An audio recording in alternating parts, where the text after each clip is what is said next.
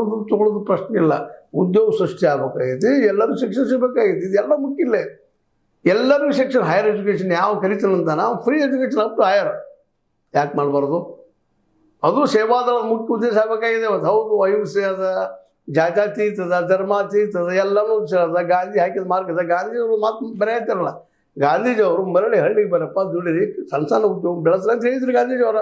ಅದನ್ನ ಯಾಕೆ ಮಾಡ್ತಾ ಇದ್ದೀರಿ? ಅದು ಬರಬೇಕಾದ್ರೆ ಪ್ರಜ್ಞೆ ಬರಬೇಕು.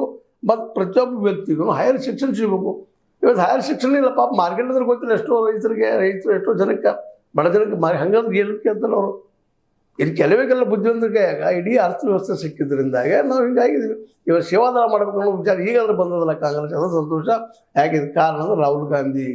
ಅದಕ್ಕೆ ನಾವು ಇವತ್ತು ಹೇಳ್ತಾ ಇರೋದು, ರಾಹುಲ್ ಗಾಂಧಿಯ ಕಾಂಗ್ರೆಸ್ ಬೇರೆಪ್ಪ, ಇಂದಿರಾ ಗಾಂಧಿ ಕಾಂಗ್ರೆಸ್ ಬೇರೆ.